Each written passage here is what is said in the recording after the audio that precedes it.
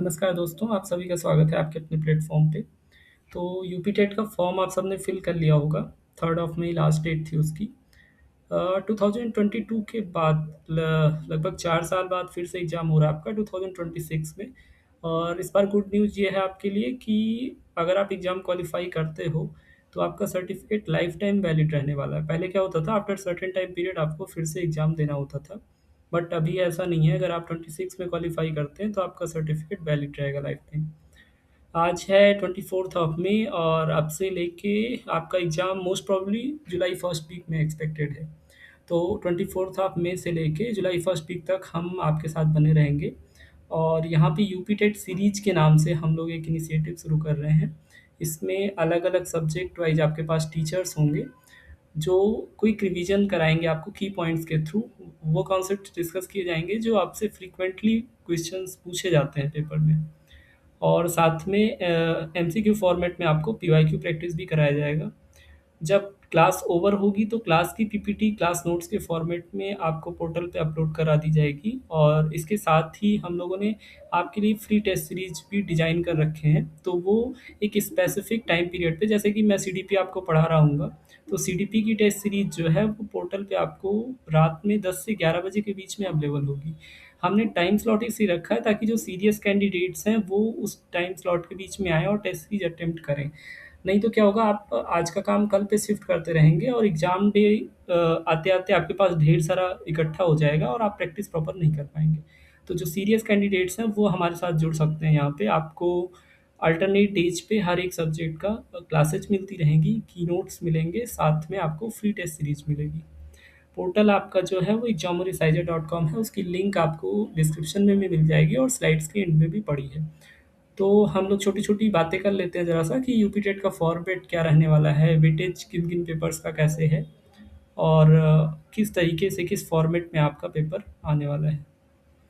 Level 1 जैसा कि आप जानते हैं, जितने टीचर एलिजिबिलिटी टेस्ट के एग्ज़ाम्स हैं स्टेट वाइज़ हों या सेंट्रल लेवल पे सीटेट हो, 2 लेवल में होता है कंडक्ट। पहला प्राइमरी लेवल होता है 1 टू 5th क्लास के लिए और दूसरा अपर प्राइमरी लेवल होता है 6 टू 8th क्लास के लिए। दोनों में पेपर के वेटेज, क्वेश्चंस का फॉर्मेट सब सेम होता है, केवल पेपर 2 लेवल 2 जो होता है आपका, वहाँ पे डिफ़िकल्टी लेवल थोड़ा-सा अप होता है। तो यहाँ पे जो भी कॉन्सेप्ट्स आपको पढ़ाए जाएँगे वो इक्वली बेनिफिशियल होंगे आपके दोनों पेपर्स के लिए, ठीक है? टोटल यहाँ पे मैंने लिख रखा है 150 एमसीक्यू फॉर्मेट में क्वेश्चंस आएँगे, टाइम भी आपको 150 मिनट्स का यानी 2 ऑर 30 मिनट्स। नेगेटिव मार्किंग नहीं है, तो आपको सारे क्वेश्चंस अटेम्प्ट करके आने हैं। यूआर कैटेगरी में 90 मार्क्स जो है आपका वो रहने वाला है कट ऑफ। हर बार के लिए यही होता है, तो हम 100 प्लस टारगेट करके चलेंगे, ठीक है? बाकी एससी, एसटी और ओबीसी में डाउन होता है, बट हम 100 प्लस टारगेट करेंगे। ओएमआर सीट पे आपका पेपर होगा, तो आपको वहाँ पे फ़िल करना होगा स्पेस। लाइफ़ टाइम वैलिडिटी है 21 के बाद से, जैसे आपको बताया। लेवल 1 में सुप्रीम कोर्ट का ऑर्डर आने के बाद बीटीसी वैलिड है और लेवल 2 के लिए आपको बीएड करना होगा। जनरल एलिजिबिलिटी और पेपर फॉर्मेट की ये हो गई बात। इसके बाद हम अगर वेटेज देखें, तो सीडीपी का वेटेज है 30 क्वेश्चंस, 30 मार्क्स आएँगे। ऐसे ही 2 लैंग्वेज, जब आपने एप्लीकेशन फॉर्म फिल करा होगा, तो उसमें आपसे चॉइस माँगा होगा लैंग्वेज 1 और लैंग्वेज 2 का। तो जो आपने फिल करा होगा, अगर आपने लैंग्वेज 1 में हिंदी फिल करा है, तो आपको हिंदी का पेपर अटेम्प्ट करना है। लैंग्वेज 2 में आपने अगर English, Urdu, Sanskrit whatever you have selected, आपको वो पेपर वहाँ पे सॉल्व करना होगा। फिर इसके बाद मैथ्स का क्वेश्चन आएँगे, 30 क्वेश्चंस होंगे और ईवीएस में आपके ज्योग्राफ़ी, जनरल साइंस ये सारा मिक्स होके आएगा 30 क्वेश्चंस।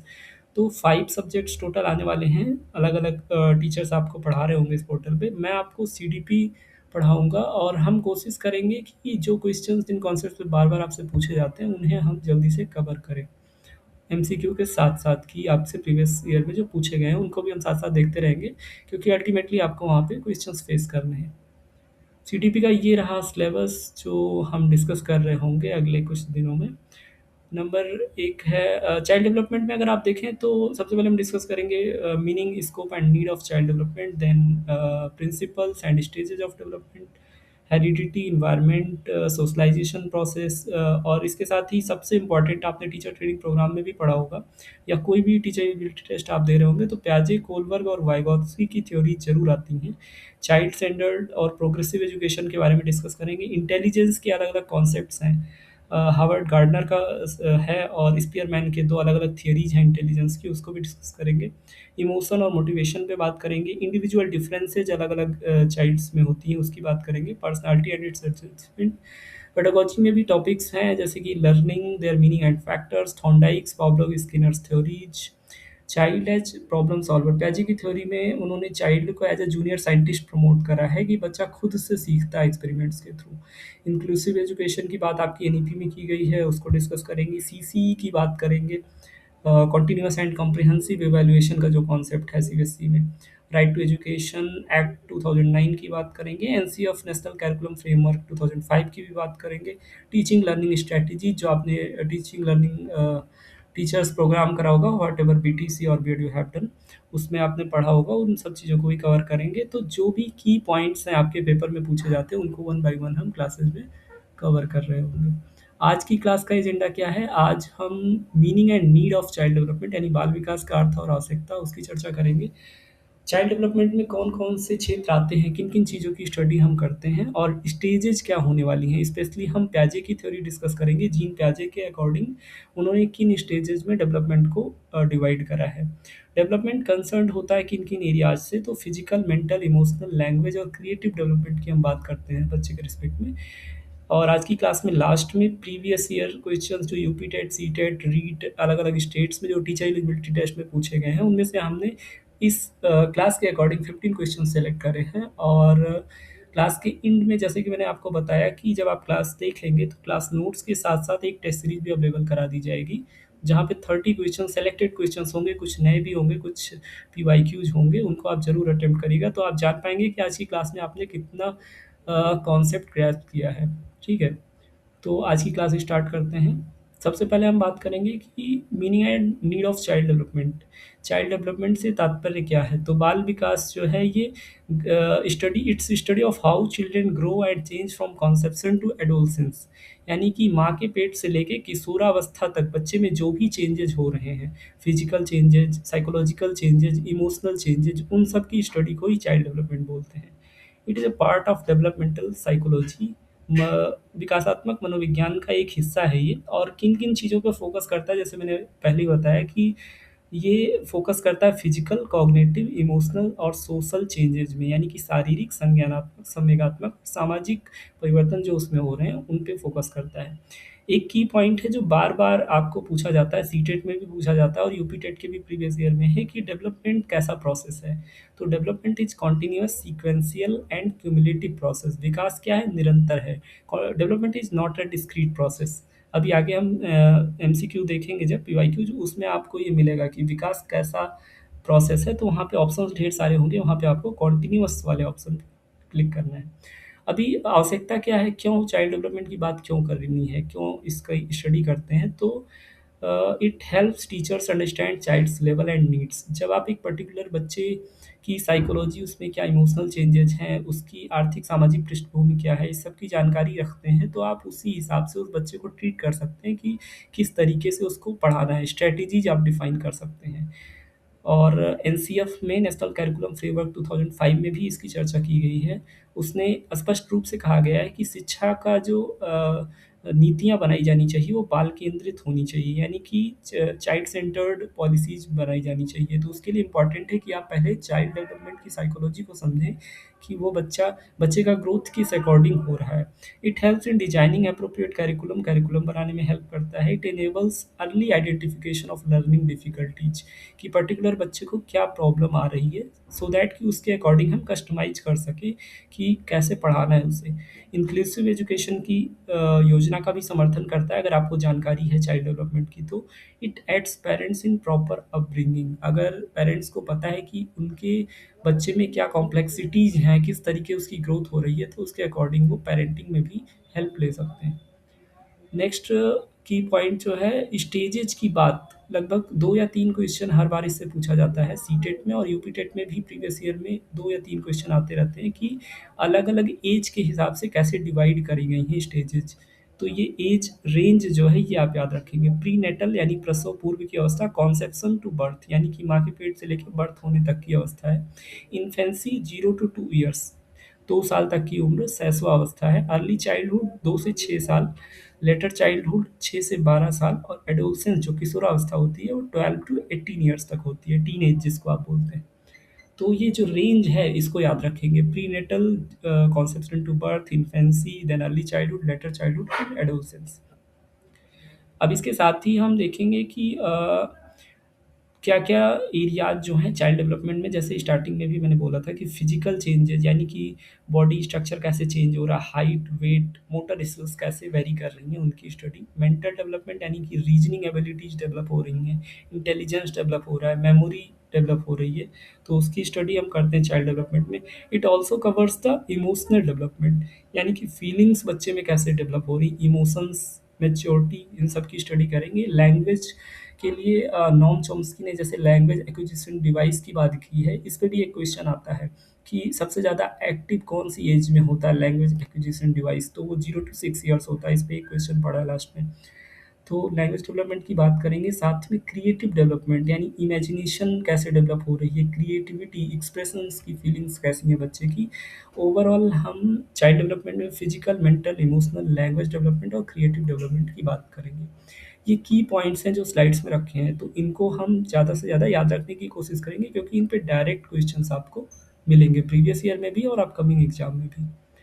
अभी मेन कुछ प्रिंसिपल्स हैं डेवलपमेंट के, जैसे मैंने बोला एक स्टार्टिंग में कि development is a continuous process, ये की है आपके लिए। विकास निरंतर प्रक्रिया है, याद रखेंगे इसको। वैसे ही कुछ और सिद्धांत हैं विकास से रिलेटेड कि development follows a definite pattern. दो स्पेसिफिक पैटर्न हैं, एक है सेफलोकॉर्डल और एक है प्रॉक्सिमोडिस्टल। सेफलोकॉर्डल हेड टू टो यानी कि सिर से लेके पैर तक विकास होता है, सेफलोकॉर्डल सिद्धांत ये आपको बताता है। प्रॉक्सिमोडिस्टल कहता है कि सेंटर टू पेरिफेरी होगा, ठीक है। तो विकास एक निश्चित क्रम में होता है, मस्तक अधोमुखी और समीप दूराभिमुखी, हेड टू टो और centre to periphery as it is. ये क्वेश्चंस आपसे रखे जाते हैं कि विकास किस तरीके होता है। अगर ऑप्शंस में आपके या तो सेफलोकॉर्डल होगा या तो प्रॉक्सिमोडिस्टल होगा, दोनों एक साथ नहीं दिए जाएंगे, लेकिन इन दोनों में जो भी दिखेगा वो आपको टिक करना होगा। Development is influenced by heredity and environment both. विकास जो है वो वंशानुक्रम यानी जेनेटिक्स और एनवायरनमेंट दोनों से इफेक्ट होता है। जैसे कि फॉर एग्जांपल आप देख सकते हैं कि अगर कोई बच्चा है, अगर वो साउथ अफ्रीका रीजन में रह रहा है तो उसके बॉडी का कलर डार्क होगा। वहाँ पे इन्वायरमेंट मैटर करता है कि उस इन्वायरमेंट में फेयर कॉम्प्लेक्शन रेयर है, पॉसिबिलिटी वहाँ पे। और अगर कोई कोल्ड कंट्रीज में है तो वहाँ पे स्किन कलर अलग होगा। तो इन्वायरमेंट का रोल होता है आपके विकास में, लेकिन जेनेटिक्स का भी रोल होता है। जैसे कि कुछ आपने देखी होंगी डिजीजेज होती हैं, या अगर पेरेंट्स की हाइट अच्छी है, पेरेंट्स का कॉम्प्लेक्शन फेयर कॉम्प्लेक्शन है, तो पॉसिबिलिटीज होती हैं कि बच्चे में वो चीज़ जेनेटिकली जाएंगी। तो आप विकास को केवल ये नहीं कह सकते कि वो जेनेटिक्स पे डिपेंड करता है, और आप ये भी नहीं कह सकते कि वो टोटली इन्वायरमेंट पे डिपेंड करता है।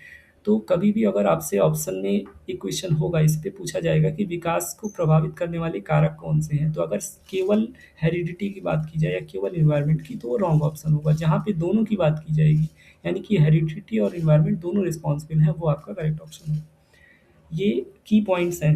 थर्ड पॉइंट आपसे कहता है कि व्यक्तिगत भिन्नताएं होती हैं, कोई दो बच्चे एक ही गति से विकास नहीं करते हैं। सिंपल सी बात है, आप अपने आसपास देख सकते हैं, क्लासेस में देख सकते हैं कि हो सकता है कोई बच्चा जल्दी किसी कॉन्सेप्ट को समझ ले, दूसरा बच्चा देर से समझे। छोटे बच्चों में भी आप देख सकते हैं, कुछ बच्चे जल्दी बोलना सीख जाते हैं, कुछ बच्चे थोड़ा टाइम लगाते हैं सीखने में। तो हर एक बच्चा अपने आप में यूनिक होता है और उसके डेवलपमेंट का जो रेट है वो अलग-अलग होगा। ज़रूरी नहीं है कि सभी सेम एग्जैक्ट रेट से डेवलपमेंट की प्रोसेसेस हों। लेकिन ओवरऑल यूनिवर्सल प्रोसेस इस कॉन्सेप्ट में होती है कि हर कोई पहले दोनों हाथ पैर से चलना सीखते हैं, फिर खड़े होके चलना सीखेंगे। तो ये जो प्रोसेस है ये यूनिवर्सल होगी, लेकिन किस रेट से सीखेंगे वो इंडिविजुअल होती है। फोर्थ पॉइंट आपका है, कुछ विकास के लिए संवेदनशील अवधि होती है, जैसे कि लैंग्वेज एक्विजिशन डिवाइस की मैंने बात की थी, नोम चॉम्स्की ने इसका कॉन्सेप्ट दिया था। तो 0 to 6 ईयर्स के बीच में सबसे संवेदनशील अवस्था होती है भाषा विकास के लिए। तो लगभग लगभग सभी बच्चे 6 साल तक सीख जाते हैं। रेट अलग अलग हो सकता है, कोई जल्दी सीख सकता है, कोई थोड़ा सा लेट सीख सकता है। हम एनईपी में भी और एनसीएफ में भी चर्चा करते हैं समग्र विकास की, यानी कि फिजिकल, कॉग्निटिव, इमोशनल, सोशल, इन सारे विकास की चर्चा डेवलपमेंट में करनी होती है और ये इंटर रिलेटेड होते हैं। शारीरिक, संज्ञानात्मक, संवेगात्मक ये सारे विकास जो हैं, अलग-अलग स्टेजेज़ जो हैं, ये आपस में इंटर रिलेटेड होते हैं। अभी ग्रोथ और डेवलपमेंट 2 कन्फ्यूजिंग टर्म्स आते हैं, वृद्धि और विकास। तो इसको समझना बड़ा इम्पोर्टेंट है कि growth studies only about the quantitative changes. वृद्धि जो होता है वो मात्रात्मक परिवर्तन का अध्ययन करता है, जैसे कि चाइल्ड डेवलपमेंट में बच्चे की ऊंचाई क्या है, भार क्या है, वेट उसका क्या है। तो ये जो चीज़ें आप मीजर कर सकते हैं वो ग्रोथ में आती हैं कि उसकी वृद्धि कैसी हो रही है। लेकिन डेवलपमेंट क्वालिटेटिव चेंजेस की स्टडी करता है। It studies about the improvement in abilities कि उसकी क्षमताएं कैसे विकसित हो रही हैं, परिपक्वता का स्तर क्या है, मैच्योरिटी लेवल क्या है। तो डेवलपमेंट जो है वो क्वालिटेटिव चेंजेस की स्टडी करता है, जबकि ग्रोथ जो है आपका वो क्वांटिटेटिव चेंजेस की स्टडी करता है। थर्ड पॉइंट आपसे कह रहा है कि growth stops after after maturity but development is life long continuous process. जैसे कि मैंने बार बार अभी आपसे बोला कि डेवलपमेंट क्या है, कॉन्टिन्यूअस प्रोसेस है। ये बच्चे का माँ की पेट से लेके मरने तक उसका विकास निरंतर होता ही रहता है, लेकिन वृद्धि आफ्टर सर्टेन टाइम पीरियड जो ग्रोथ होता है वो रुक जाता है। फॉर एग्जाम्पल मैंने बोला ग्रोथ क्या होता है, क्वांटिटेटिव चेंजेस की स्टडी करता है, ठीक है। क्वांटिटेटिव चेंजेस जैसे कि उसकी ऊंचाई, हाइट कैसे बढ़ रही है। तो ऐसा नहीं है कि बच्चा अगर 15 साल की उम्र में 4 फीट उसकी हाइट है, 5 फीट हाइट है, तो अब वो बढ़ती रहेगी जब तक डेथ नहीं हो जाएगी। नहीं, आफ्टर सर्टेन टाइम पीरियड बाद हाइट इंक्रीमेंट रुक जाएगा, यानी कि ग्रोथ स्टॉप हो जाएगी बच्चे after certain time period. But जो डेवलपमेंट है वो कॉन्टिन्यूअस प्रोसेस है।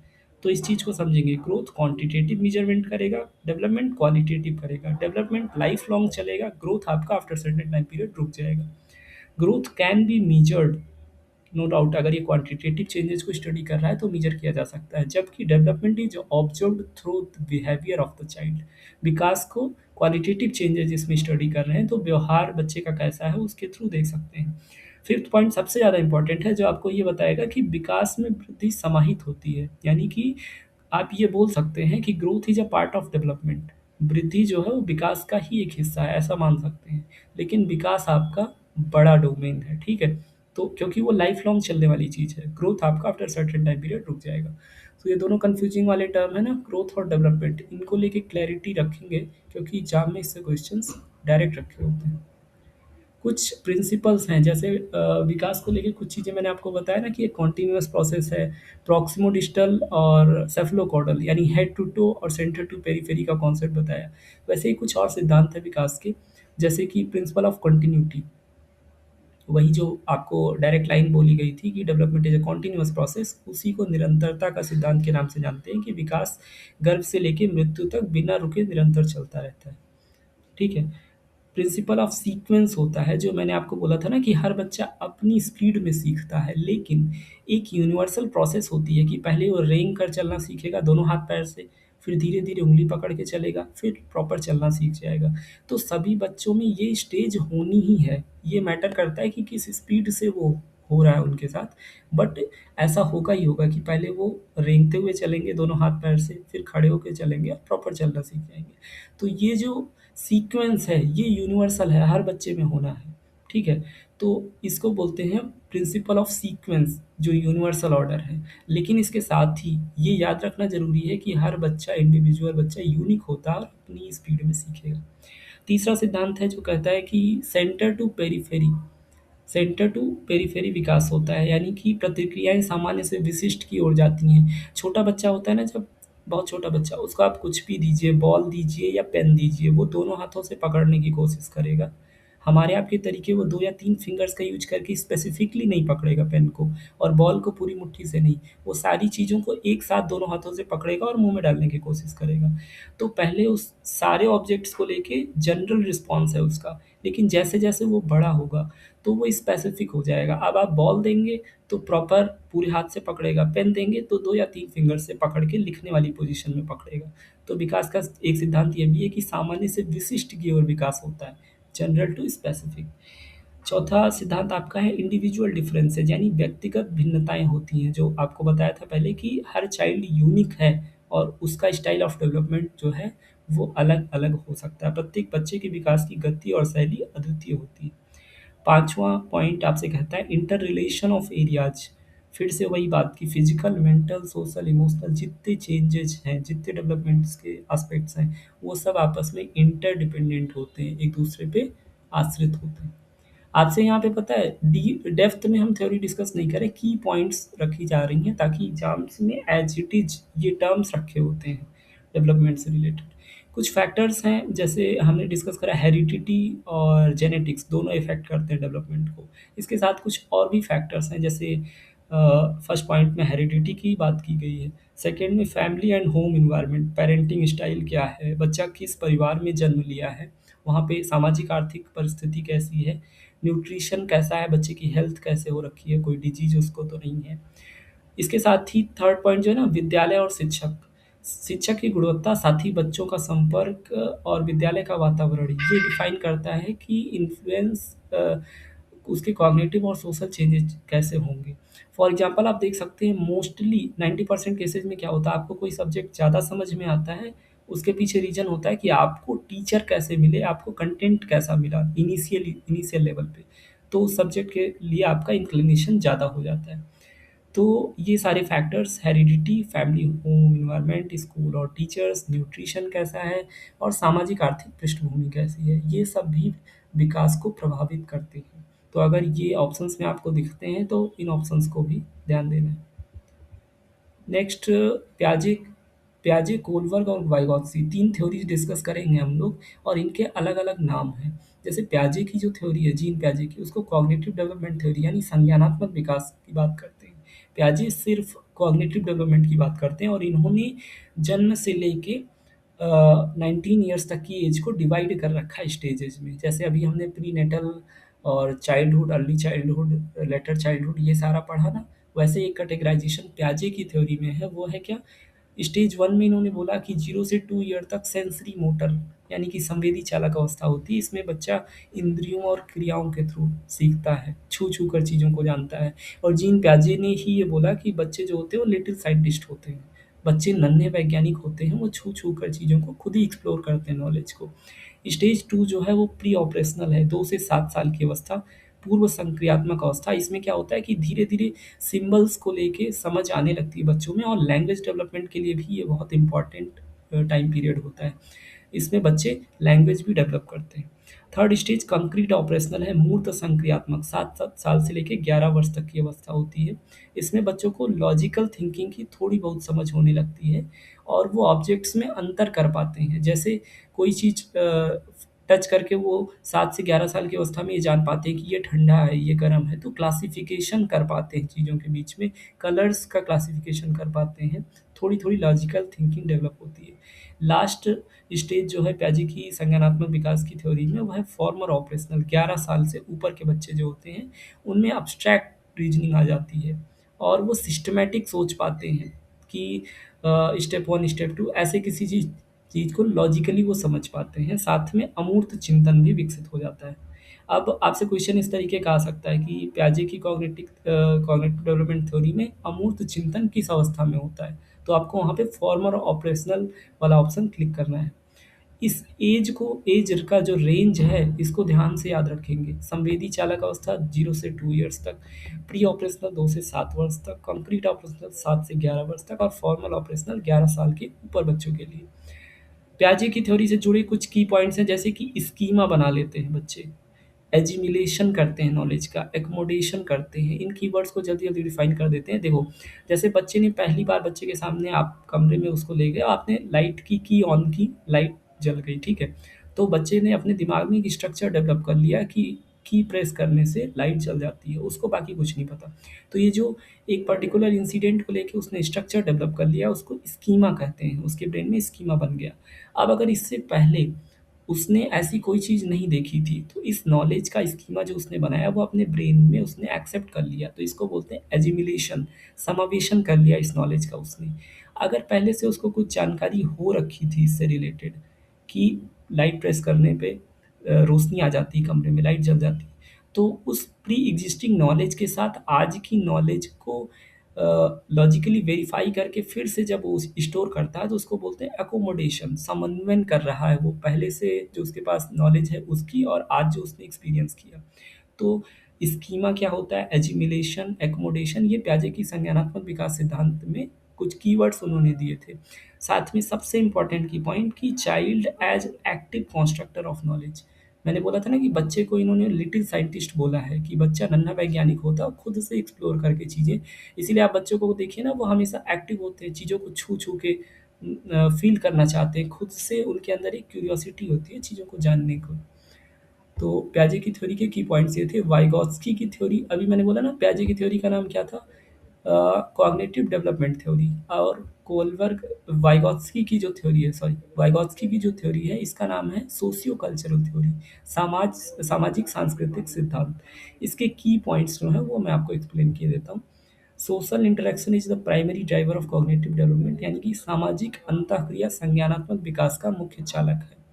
तो बच्चे, वाइगॉत्स्की ने बेसिकली क्या फ़ोकस करा है, इन्होंने इस पे फ़ोकस करा है कि बच्चा समाज से सीखता है। समाज से व्यवहार, सामाजिक व्यवहार से सीखेगा, समाज से इंटरैक्ट करके सीखेगा, लोगों से देख-देख के सीखेगा, ऐसा वाइगॉत्स्की का मानना था। तो इनके लगभग-लगभग सारे पॉइंट्स में आपको यही दिखेगा कि बच्चा जो कुछ सीख रहा है, वो समाज से सीख रहा है। इन्होंने बोला कि सामाजिक अंतःक्रिया से संज्ञानात्मक विकास हो। साथ में 2 की पॉइंट्स इन्होंने, जैसे वहाँ पे जीन पियाजे वाले में था ना स्कीमा, एजिमिलेशन, एक्कोमोडेशन, वैसे यहाँ पे वाइगॉत्स्की में जेडपीडी यानी ज़ोन ऑफ प्रॉक्सिमल डेवलपमेंट और स्कैफोल्डिंग 2 इम्पोर्टेंट टर्म्स आते हैं। फॉर एग्ज़ाम्पल, जो समीपस्थ विकास का क्षेत्र है ना जेडपीडी, ये होता है जो बच्चा अकेले कर सकता है और मार्गदर्शन से कर सकता है, उसके बीच का अंतर। जैसे जब बच्चा छोटा होता है ना, तो दोनों हाथ पैर से चलता है रेंगते हुए। अब अगर उसको कोई फिंगर पकड़ के खड़ा करे, उँगली उसकी पकड़ के खड़ा करे, तो वो धीरे-धीरे चलना सीख सकता है। तो बच्चा प्रॉपर चलना सीख सकता है और रेंगते हुए चल रहा है। इसके बीच में अंतर क्या है? गाइडेंस की, कि कोई अगर सपोर्ट दे, कोई अगर उँगली पकड़े, तो वो पूरा चलना सीख सकता है। तो बच्चा रेंगते हुए चल रहा है और पूरा चलना सीख सकता है। इसके बीच का जो डिफ़रेंस होता है, उसी को बोलेंगे इस पर्टिकुलर सेटअप में कि वो ज़ोन ऑफ प्रॉक्सिमल डेवलपमेंट है, समीपस्थ विकास का क्षेत्र है। जेडपीडी को आप लोग अच्छे से समझिएगा, क्योंकि इस पे क्वेश्चन जेडपीडी और स्कैफोल्डिंग पे बनता है।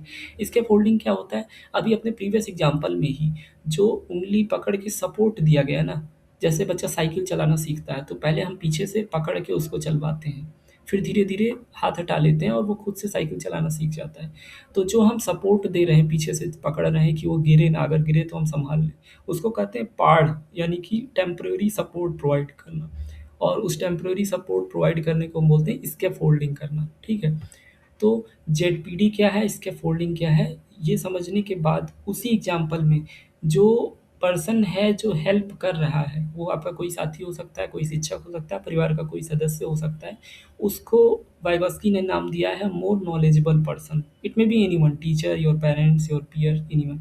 तो मोर नॉलेजेबल पर्सन, जो उस फील्ड में आपसे ज़्यादा जानता है, उसको एमक्यू यानी मोर नॉलेजेबल अदर की संज्ञा दिया है वाइगॉत्स्की ने। स्कैफोल्डिंग, जो सपोर्ट आप प्रोवाइड कर रहे हैं, ज़ोन ऑफ प्रॉक्सिमल डेवलपमेंट, यानी कि जो बच्चा कर पा रहा है और जो कर सकता है सपोर्ट के साथ, उसके बीच का डिफरेंस। तो ये कुछ की पॉइंट्स थे। साथ में 4th पॉइंट इम्पोर्टेंट है, language and thoughts are interrelated. Vygotsky का ऐसा मानना है कि भाषा और विचार परस्पर जुड़े होते हैं। जैसे मैंने की पॉइंट बताया ना, अगर आप बहुत कन्फ्यूज़ हो जाओ, तो वाइगॉत्स्की से रिलेटेड ऑप्शंस में बस यही सर्च करना है कि सामाजिक वर्ड कहाँ आ रहा है। वाइगॉत्स्की की थ्योरी में इन्होंने सिर्फ़ यही फ़ोकस करा, बच्चा जो कुछ सीख रहा है वो समाज से सीख रहा है।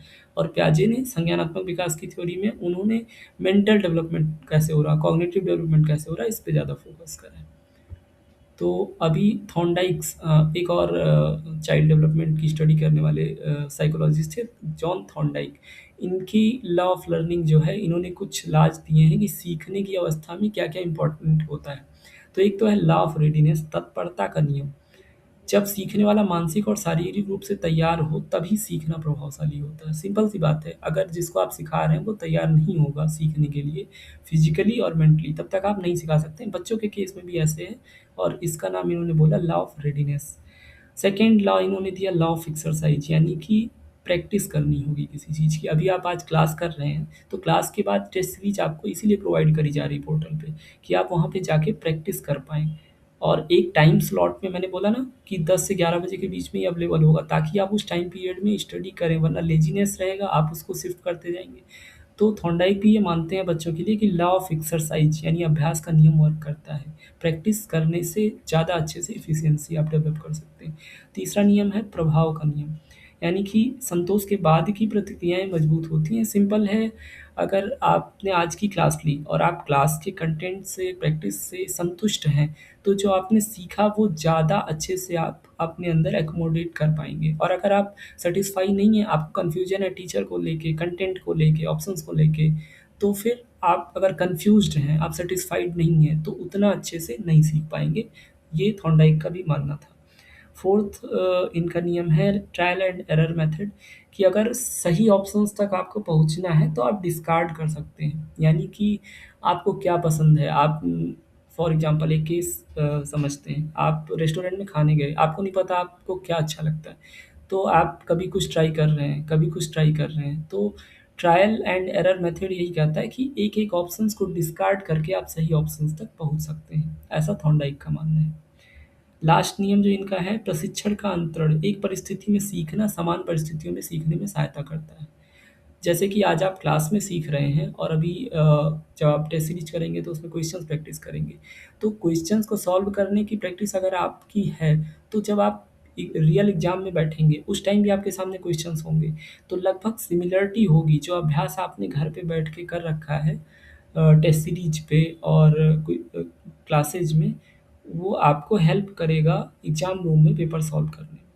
तो इस तरीके ट्रांसफ़र ऑफ ट्रेनिंग यानी प्रशिक्षण का अंतरण, जो एक परिस्थिति में आप सीखते हैं, वो दूसरे में भी हेल्प करेगा। ऐसा आप थॉर्नडाइक का नियम कहता है ट्रांसफ़र ऑफ ट्रेनिंग।